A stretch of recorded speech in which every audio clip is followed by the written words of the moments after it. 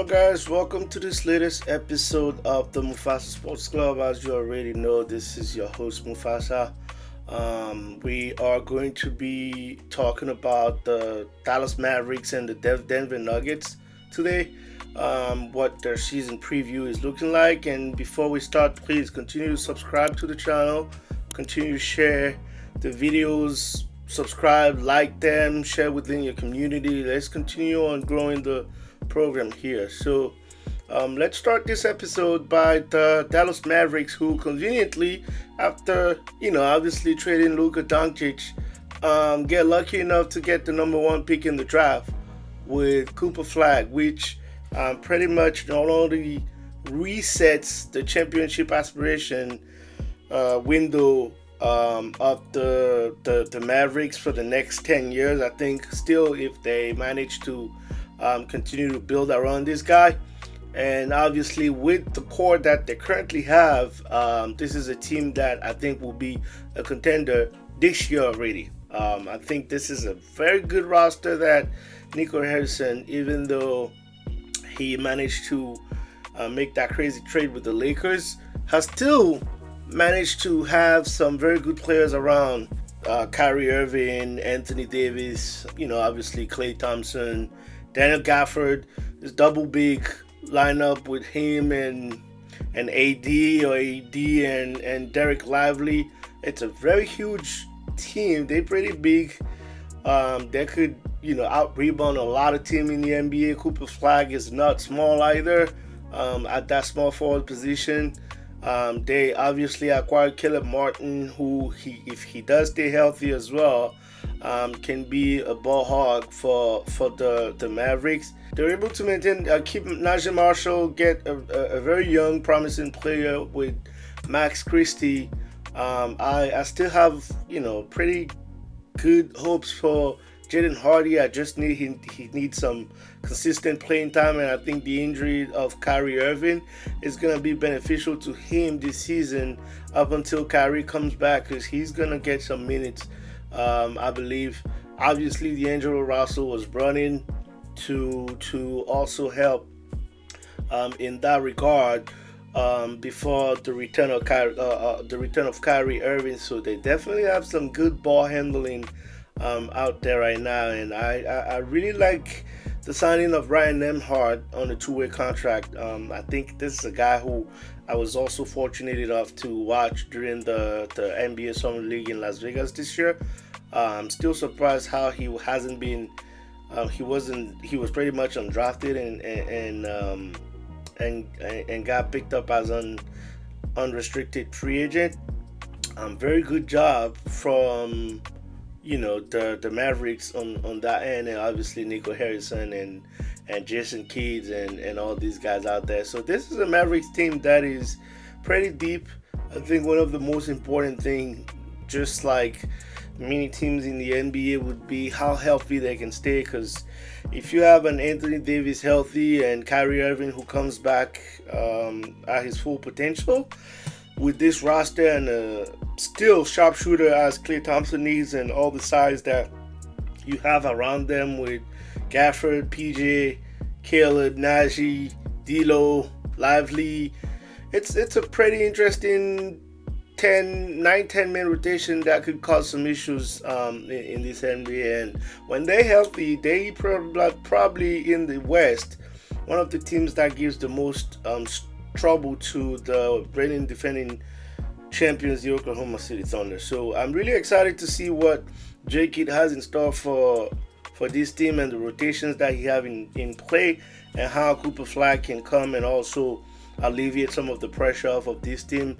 This will be an easy process for him, I think, because he's not the number one player automatically on that team. So he's gonna, progressively and gradually pick up the workload. But this is an easy transition with some very good veterans that would make things easier for him. So I'm really excited for the Mavs, like I was saying, for this year. I think the only issue with the Mavericks this year, obviously with all these trades, is that they don't have a lot of flexibility to make some moves. If they need to make some changes, I don't think they would they would have to, but obviously they capped at the hard cap at the second apron, and at barely $1 million, a million and three, 1.3, close to 1.3, exactly 1,292,084 dollars below the second apron, and we know what this almost did to them last year, where with the avalanche of injuries that they happened to have at some point, they had to be signing some 10 days contract to at least have some clear on the roster.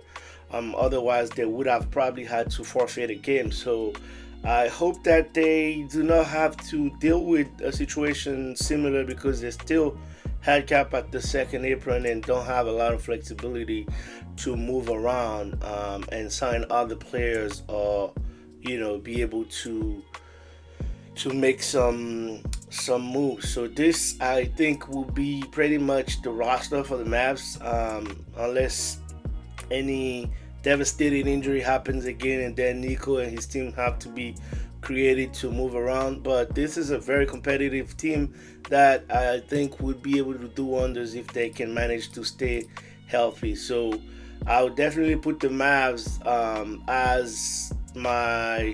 as a contender in the Western Conference, and I'm expecting nothing but high production from this team, provided that they can stay healthy. And this is also one of the deepest team in the West.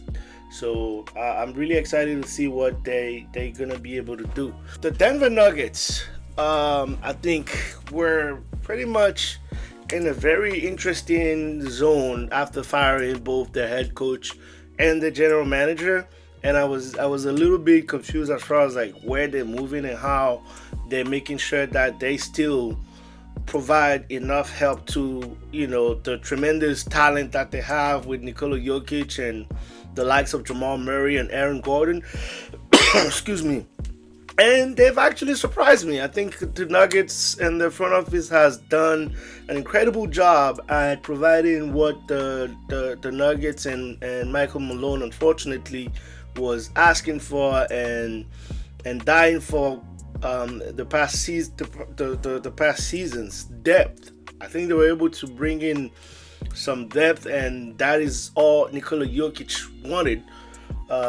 To not have to play so many minutes in the regular season, and then not even be able to catch a breather during the playoffs per se, because the production of the team drops so much when he's off the floor. I think they did a tremendous job by not only getting rid of Michael Porter Jr. in that trade to the Brooklyn Nets, and that actually helped them freeing up some money to bring not only Cameron Johnson, who I think is going to be very good for the Nuggets. He's a solid defender, not a lockdown defender, but a solid defender who can stay in front of his man when guarding a player, and he's a very good three-point shooter. He can also score off the dribble. He can score in multiple ways, as opposed to Michael Porter Jr., who, unfortunately, from what he's shown us so far with the Nuggets, was more so like a spot-up three-point specialist than anything else. I hope to see something different with the Brooklyn Nets. Maybe he shows us that he has more game than that. Obviously, there's less pressure out there, so he can take all the shots and do whatever he wants out there. But I think Cameron Johnson, for a championship aspiring team, fits more the mold of the Denver Nuggets here. So this is another weapon that they're giving Nikola Jokic, as well as Jonas Valanciunas. This is one of my best signings of the offseason so far, and I think that's just great for the Denver Nuggets, because now you have another big who can also be a good passer, who can take 10-15 minutes off of Nikola Jokic plate, whether it's during the regular season or the playoffs. I think this is a very competent center that is going to be good for them.